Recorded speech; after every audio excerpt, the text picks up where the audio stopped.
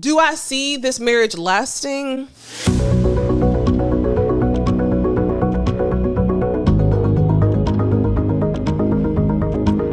Do I see this marriage lasting?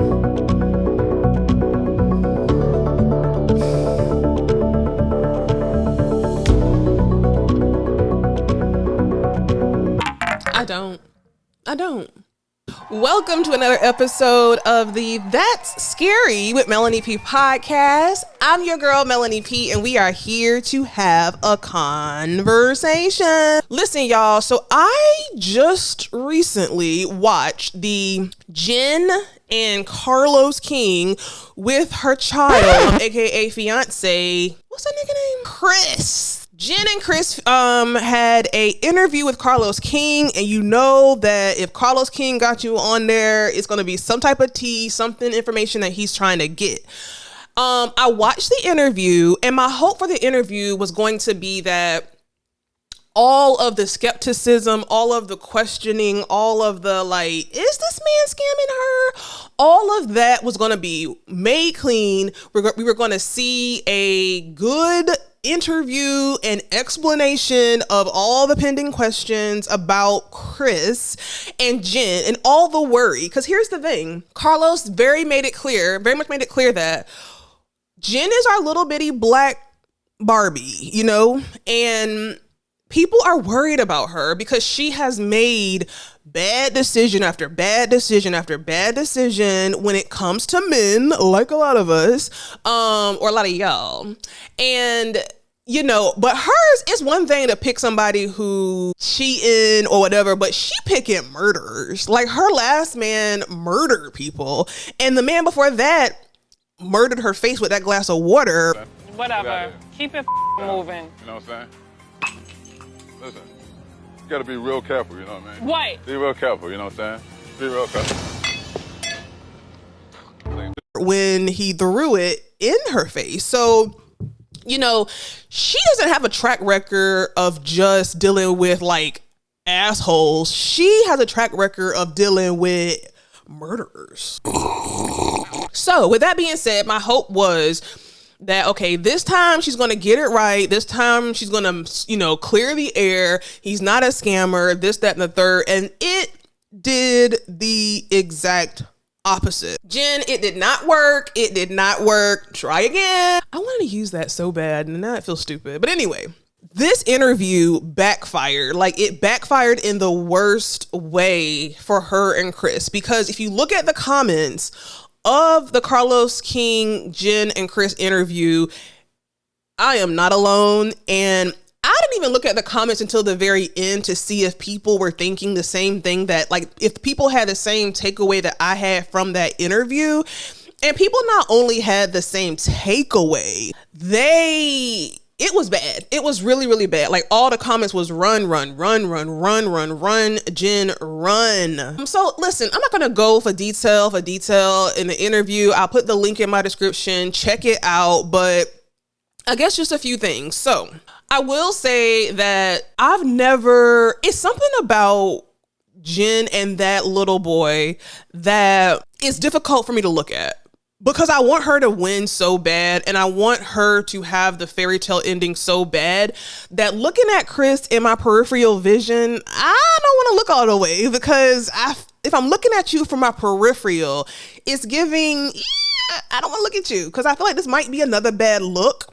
But this interview was my first real time to like see them together, see him communicating, see them interacting, you know, see his explanations for all of the questions that every one of us has. And like I said, it backfired. Like, I am even more worried about them than I was before the interview. He looked super young. I will say this was interesting to me.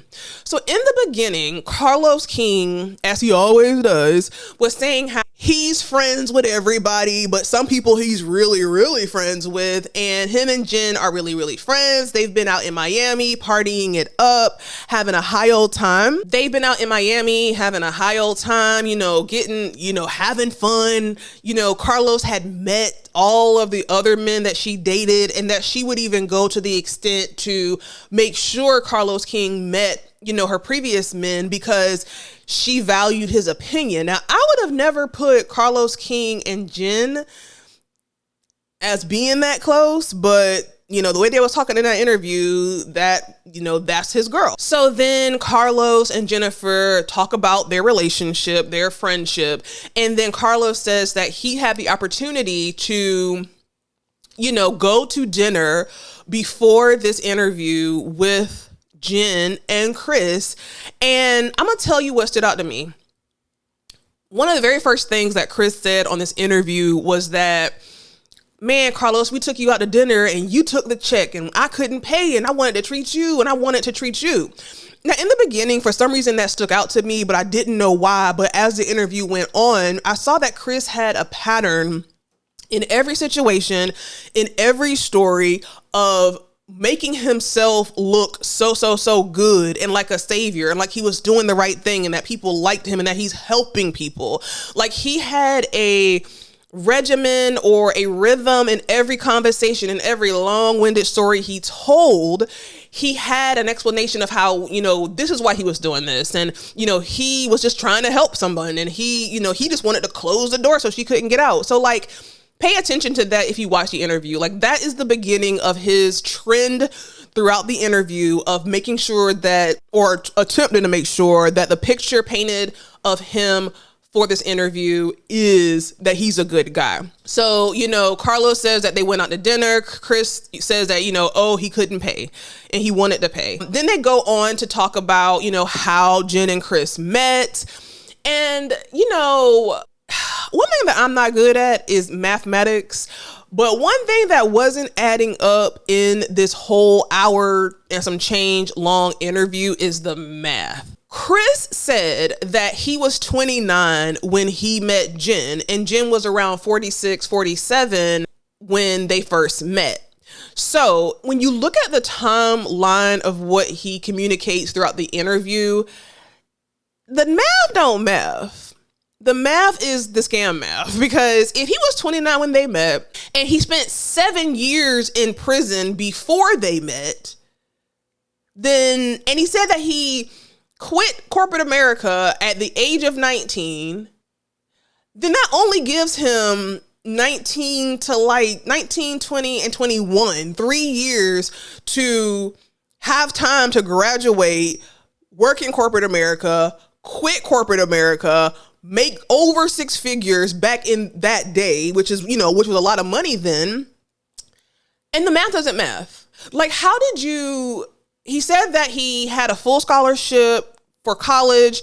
He had an injury, so then he went to SCAD, which is a very expensive school, because he had an interest in fashion and design. He graduated with his bachelor's. He went into corporate America. He was making 6 figures. He was making about $130 a year when he graduated, and then he got tired of corporate America, left, and began doing the affiliate marketing and all this stuff that, started a very lucrative career, to hear him tell it. So the math did not math. But anyway, long story short, Jen and Chris, they ended up meeting on this rooftop. They had a mutual friend. I guess when they met, they both felt something, child. Jen said that she never even thought to ask how old he was. Now, looking at Chris and looking at the pictures I saw of him when he was straight out of jail, to me, he looks young. So I can't imagine that almost 50-year-old Jen sees this guy on the rooftop and, age doesn't come up. I don't believe that. There were a lot of different times within the interview that their stories didn't match, and I feel like there was some exaggeration in the interview. But she said she never asked how old he was. They met, they went out to Nobu, had some drinks. He checked all the boxes. He was very transparent with Jen, with everything, with his kids, his jail sentence, the story of him going to jail. He was very, very transparent. She said that he had amazing, conversation, and it just lasted from 6 to midnight at Nobu. So again, it started out sounding good, a little bit fishy, but here's when the interview, in my opinion, goes left. In the beginning, it's just a kiki with Carlos and Jen, and then, he's piping in a little bit. But when the questions go to Chris, he just goes on and on and on and on and on and on. And it's like the more he talks, the more he is digging the scammer hole deeper. And I'm gonna give this to Carlos. He deserves an Oscar because the performance that he gave during that interview of keeping a straight face, the performance he gave of like not being like, bitch, this don't even sound right. Like if that's my friend and the way Carlos says they're friends, and I'm sitting here in an interview listening to my friend be with this man and the answers don't even sound right. The math don't math. It's not making sense. He's talking in circles. Like I would have cracked. I probably would have cracked.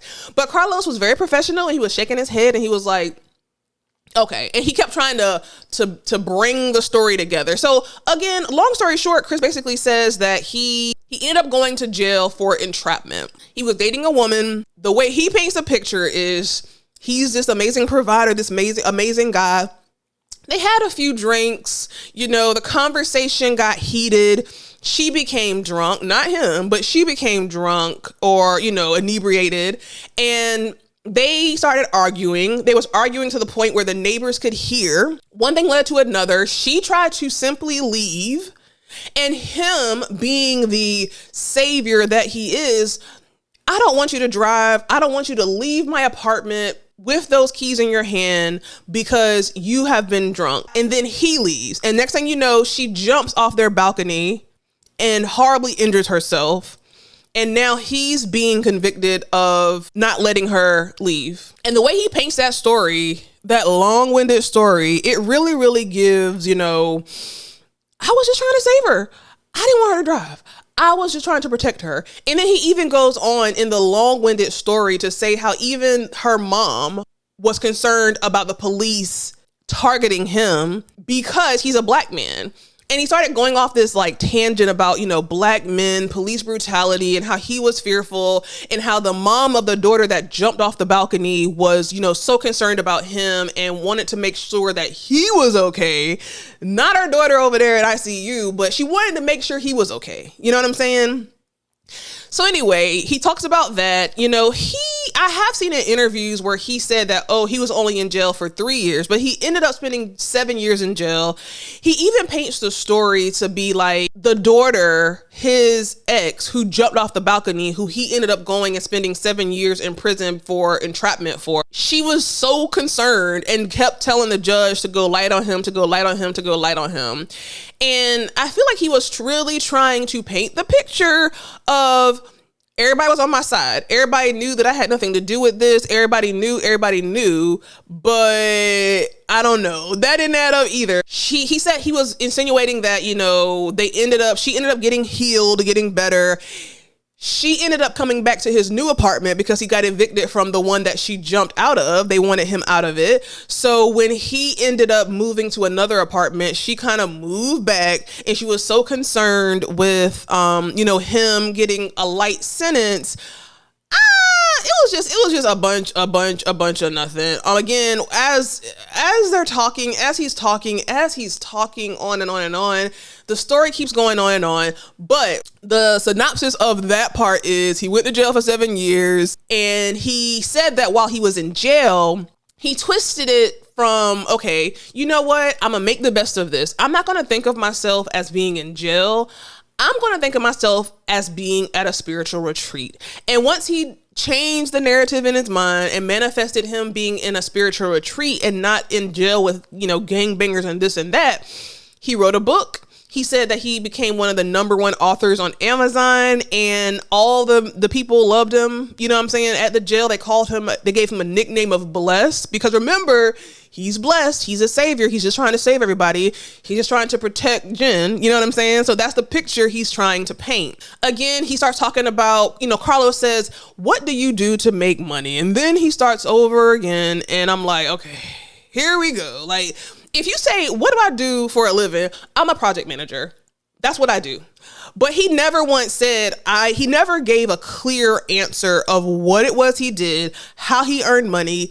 It was never, ever clear. But what it was a tsunami of words that just left us confused.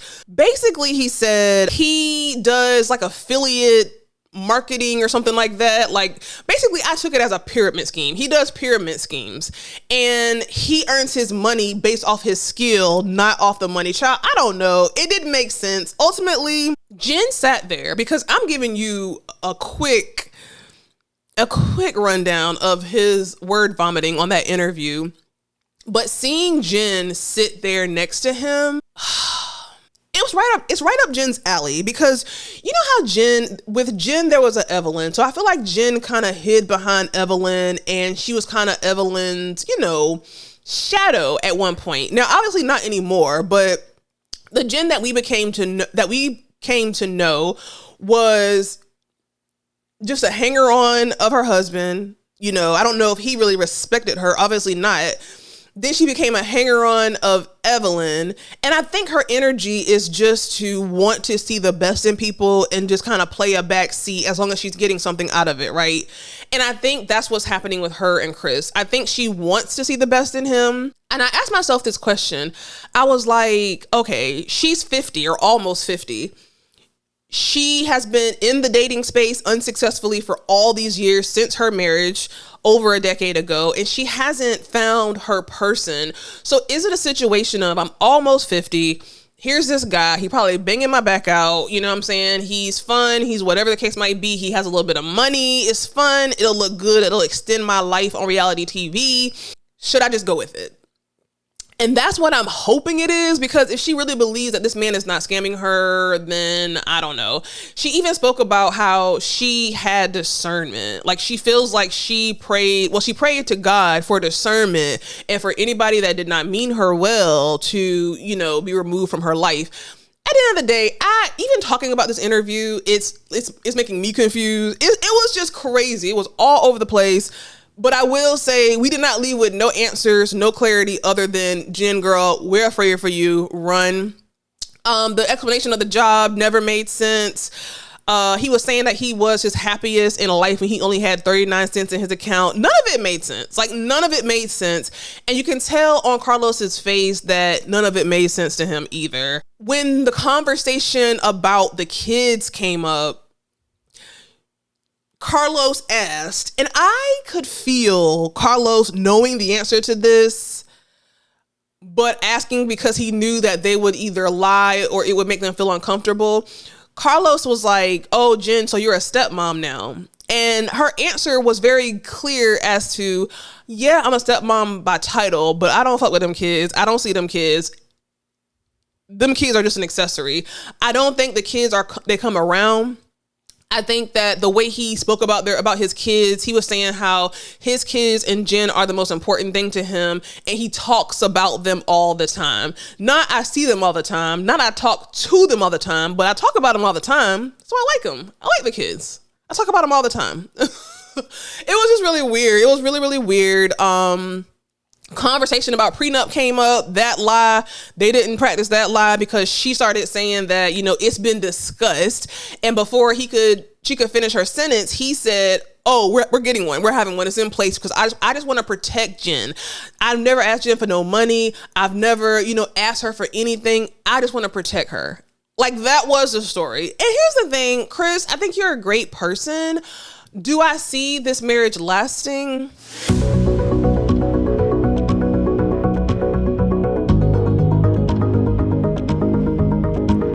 Do I see this marriage lasting?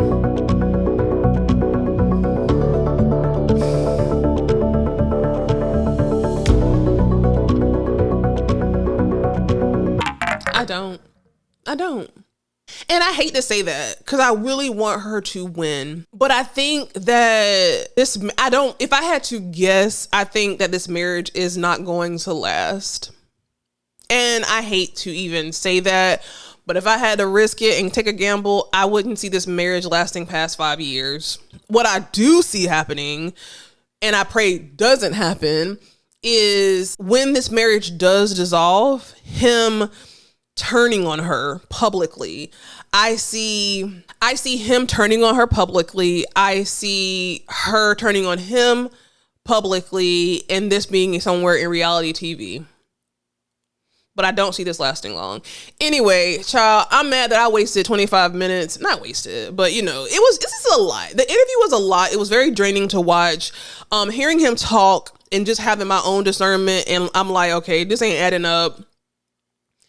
It was just a lot, and it was very uncomfortable to see. And the look on Jen's face, her drinking that wine, Carlos looking like, it was just uncomfortable. But anyway, y'all, let me know what you think. Let me know if you think that Chris and Jen have what it takes to, to last. Or let me know if you watched the interview and if you peeped the same thing, because it backfired. But anyway, guys, make sure you hit that subscribe button, and I will see you